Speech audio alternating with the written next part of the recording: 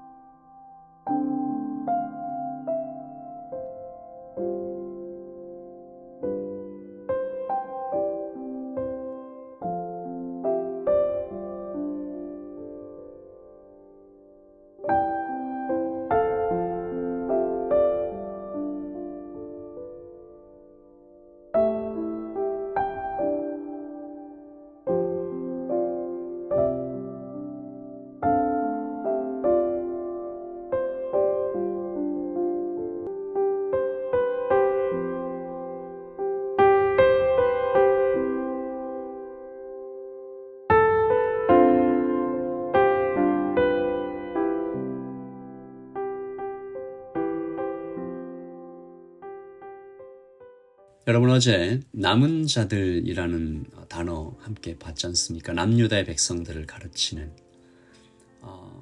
조금밖에 남지 않은 이런 뜻이 있다고 그랬습니다. 하나님의 백성들이죠. 슬프고 안타까운 이름이고 동시에 여전히 하나님께서 붙잡고 계시다라는 은혜의 상징이기도 합니다. 그들에게 따라온 단어가 하나 더 있는데 고집이죠. 참 고집스러운 백성들. 국어사전을 쳐다보니까 자기의 의견을 바꾸거나 고치지 않고 굳게 버팀 또는 그렇게 버티는 성품 이렇게 되어 있던데 유다의 남은 자들은 이미 뜻을 정했습니다. 애굽으로 가겠다. 바꿀 마음이 없습니다. 때를 쓰는 어린아이처럼 버티고 있는 것이죠. 하나님께서 그들에게 한 번, 두 번, 세 번 계속 반복해서 말씀하십니다. 경고하시고 동영상으로 보여주시고 마음 깊은 곳까지 찔러 드러내시지만 너희들 마음이 이런 거지? 라고 이렇게 확 보여주시지만 고집불통입니다. 여러분이 그러나 이 고집스러운 남유다의 백성들과 하나님께서 그들에게 반복해서 말씀하시는 이 고집의 현장이 사실은 은혜의 현장이죠. 고아들은 고집 피우지 못합니다. 한번 버림받아 봤고 그리고 고집 피우다가는 정말로 버림받을 수 있다라고 믿기 때문이죠. 고집은 그러므로 고집을 피워도 나를 버리지 않을 안전과 은혜가 확보되었을 때 고집 피울 수 있는 것이죠. 유다의 남은 자들이 고집 피우는 장면은 반역과 배신의 현장이기도 하지만 뒤집어 보면 은혜와 자비의 현장이기도 한 것이죠. 하지만 어제도 살펴봤지만 영원히 고집 피울 수 없는 것입니다. 5살 아기가 짜장면 죽어도 먹겠다라고 고집 피우면 뭐 그러려니 하고 넘어갈 수 있지만 20살이 되어서도 그렇게 고집 피우면 꼴불견이죠. 호되게 꾸중을 들을 수 있습니다. 오늘 이 유다의 남은 자들이 하나님 말씀에 정면으로 대적하기까지 고집 피우는 장면인데 기도해 달라고 했잖아요. 무슨 말씀이든지 듣겠다고 했던 그 말이 새빨간 거짓이었음이 탄로나는 순간이 오늘 말씀 2절과 3절입니다. 호사야 아들 아샤랴와 가레 아들 요하난과 모든 오만한 자가 예레미야에게 말하기를 네가 거짓을 말하는도다. 우리 하나님 여호와께서 너희는 애굽에서 살려고 그리로 가지 말라고 너를 보내어 말하게 하지 아니하셨느니라. 이는 네리야의 아들 바룩이 너를 부추겨서 우리를 대적하여 갈대아 사람의 손에 넘겨 죽이며 바벨론으로 붙잡아 가게 하려 함이라. 이 짧은 두 구절의 말씀이지만 이 두 구절의 이 문장 속에 불순종하는 사람들의 대표적인 습관들이 다 나타나 있습니다. 첫째, 오만이죠. 둘째, 메시지를 부정하는 것이죠. 셋째, 메신저를 공격하는 것입니다. 이들이 얼마나 오만한지 보세요. 내가 다 안다. 내가 많이 연구했다. 정보를 수집했다. 우리는 수가 많다. 뭐 이런 얘기들을 하는 것이죠. 단정해서 얘기합니다. 네가 거짓을 말했다. 하나님 그렇게 말씀하지 않으셨다. 뭐 이렇게 딱딱 단정해서 다 아는 사람처럼 얘기하는 오만. 둘째, 하나님의 메시지를 완전히 부정하고 있습니다. 하나님께서 그렇게 말씀하셨을 리가 없다. 오만에서 나오는 결과인데요. 다시 말해서 내가 너보다 하나님을 잘 안다. 뭐 어쩌면 내가 제일 잘 안다. 뭐 이런 거죠. 또는 더 나아가 하나님이 내 뜻을 무시하실 리가 없다. 라는 굉장한 오해까지 갑니다. 참 본인이 뭐가 그렇게 대단하다고 하나님께서 내 뜻을 무시하실 리가 없다. 너무 많이 간 거죠. 그리고 마지막 예레미야를 향해서 너 지금 바룩에게 속임당하고 있다. 바룩의 부추김에 넘어갔다.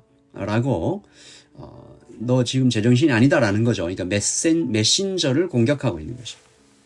이 셋 중에 하나만 있어도 하나님의 말씀은 그에게 역사할 수 없습니다. 그런데 셋이 다 함께 있으니 이건 뭐 돌짝밭에 뿌려진 씨앗 그 이상이죠. 절대로 하나님의 말씀이 뿌리 내려 열매 맺을 수 없는 상황입니다. 이 사람들이 이렇게까지 말했단 얘기는 그들이 이제 더 이상 기다리지 않겠다라는 이야기죠. 예레미야를 통해 하나님의 말씀을 받는다. 자기들의 계획의 신적인 정당성을 확보하고 싶었던 이 계획 실패했습니다. 그러나 사실 처음부터 이들에게 하나님의 응답 같은 건 애초에 필요하지 않았던 거죠. 하나님은 단지 내가 세운 이 퍼펙트하고 합리적이고 스마트한 이 나의 계획을 좀 더 매끄럽게 스무스하게 진행하는 데 필요한 도구였을 뿐 하나님의 어떤 응답이 조금 아쉽긴 하지만 없어도 치명적인 문제는 아니라는 것이죠.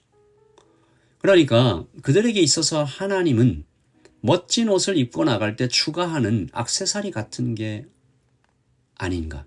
그 정도로 추락한 것이죠. 원래 나의 계획은 멋진 옷, 파티 그 자체이며 그날의 목적이죠. 액세서리 없어도 된다. 뭐 아쉽지만 결국 애굽으로 들어갑니다. 5절이죠. 가레 아들 요하난과 모든 군 지휘관이 유다의 남은 자, 곧 쫓겨났던 여러 나라 가운데서 유다 땅에 살려하여 돌아온 자, 곧 남자와 여자와 유아와 왕의 딸들과 사령관 느부사라단이 사반의 손자 아히감의 아들 그다랴에게 맡겨둔 모든 사람과 선지자 예레미야와 네리야의 아들 바룩을 거느리고 애굽 땅에 들어가 다바네스에 이르렀으니 그들이 여호와의 목소리를 순종하지 아니함이로라. 이 사람들은 자신들만 들어간 것이 아니라 사람들을 다 데리고 심지어 예레미야와 바룩까지 끌고 애굽 땅에 들어갔습니다. 여러분, 이렇게 되면 하나님은 어떻게 하실까요? 이 정도로 고집을 피우고 오만하고 하나님을 아예 무시하는, 부정하는, 어떻게 해야 될까요? 이 부분을 읽으면서 지난 주일 우리 같이 나누었던 말씀, 불타버린 두루마리, 이 사건이 겹쳐 떠올랐습니다. 온 정성을 다해서 하나님의 말씀을 기록해서 읽었는데 칼로 조각조각 잘라서 태워버리는 그 비통한 순간이죠. 하나님께서 이제 그만, 충분하다, 끝장이다 하지 않으시고 또다시 다른 두루마리의 말씀을 또 기록하시는 장면입니다. 하나님은 이 고집스러운 남유다의 남은 자들, 기어코 애굽으로 들어가 버리는 이 백성들을 향하여 예레미야에게 하나의 상징을 준비하게 하시죠. 다시 말해 뭡니까? 돌아오라라는 것입니다. 9절입니다. 너는 유다 사람의 눈앞에서 내 손으로 큰 돌 여러 개를 가져다가 다바네스에 있는 바로의 궁전 대문에 벽돌로 쌓은 축대에 진흙으로 감추라. 파묻으라는 얘기죠. 여기 나온 바로의 궁전은 아마 국경 근처의 어떤 별장 같은 곳이었을 것입니다. 어쨌든 바로의 왕궁이라는 상징이 있는 곳인데 거기에 어떤 큰 돌을 가져다가 대문 아래에다가 파묻어라. 그리고 중요한 것은 유다 사람들이 보는 눈앞에서 이렇게 해라. 무슨 뜻일까요? 이 애굽왕 바로의 궁전은 눈에 보입니다. 크고 별장이겠지만 화려하겠죠. 그리고 그 대문 아래 묻은 돌은 큰 돌이라고 써 있지만 사실은 그 궁전에 비해서는 굉장히 작은 것 아니겠습니까? 이것이 남유다 사람들이 지금 눈으로 보고 있는 물질 세계의 어떤 상징 같은 것이죠. 그러니까 애굽왕 바로는 크게 보이고 하나님이 묻으시는 가져온 그 돌은 작아 보이는 것이죠. 그러나 하나님의 진실, 앞으로 이루어질 하나님의 진실은 10절에 있습니다. 너는 그들에게 말하기를 만군의 여호와 이스라엘의 하나님께서 이와 같이 말씀하시되 보라, 내가 내 종 바벨론의 느부갓네살 왕을 불러오리니 그가 그의 왕좌를 내가 감추게 한 이 돌들 위에 놓고 또 그 화려한 큰 장막을 그 위에 치리라. 그러니까 느부갓네살 왕이 와서 바로 그 자리에 자기의 왕좌를 놓고 장막을 친다. 어떤 말이겠습니까? 그 바로의 궁전이 완전히 박살이 난다라는 얘기죠. 오늘 말씀 13절에 보시면 그가 느부갓네살이죠. 그가 또 애굽왕 벳세메스의 석상들을 깨뜨리고 애굽 신들의 신당들을 불사르리라. 그러니까 애굽왕 바로의 궁전은 박살날 뿐만 아니라 신상들도 다 불살라진다라는 것입니다.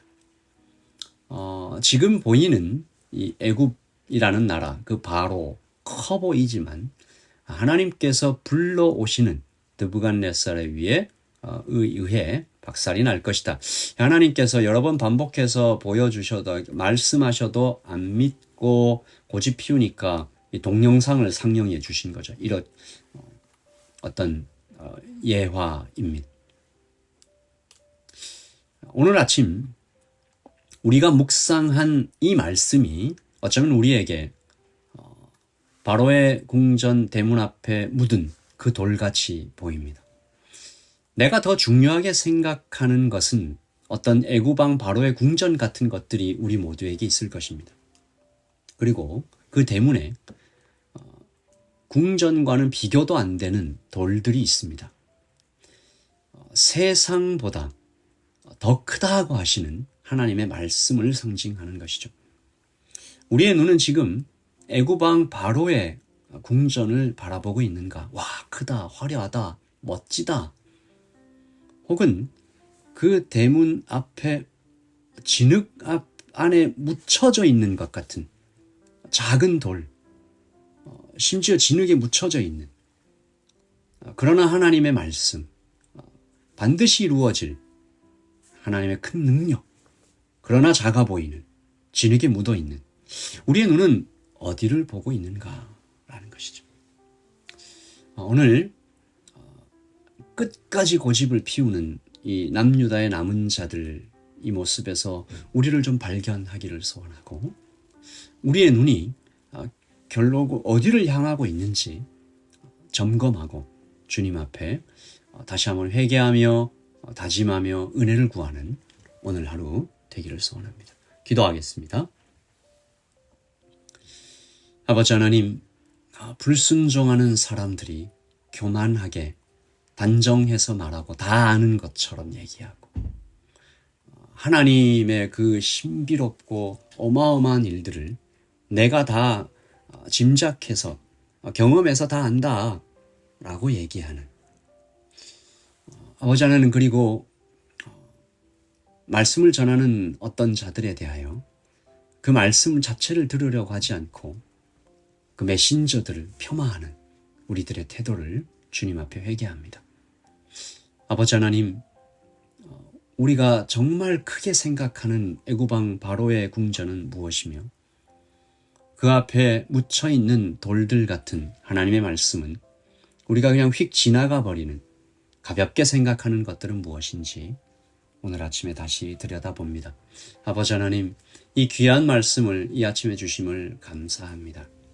하나님, 세상이 보기에는 진흙에 묻혀져 있는 것 같은 돌, 그렇게 가볍게 생각하는 그 말씀이지만 결국 그 말씀이 세상의 권세들을 다 깨뜨리고 거기에 다시 나타나는 하나님의 놀라운 것들을 우리가 기억하면서 아버지 하나님, 하나님이 왕이십니다 고백하는 오늘 이 하루 되게 하여 주시옵소서.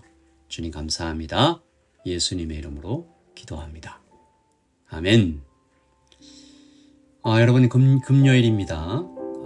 한 주의 마지막을 향해서 달려가고 있는데 여러분 건강하시고 또 내일 토요일 잘 지내시고 주일에 하나님의 말씀으로 다시 만나겠습니다. 샬롬.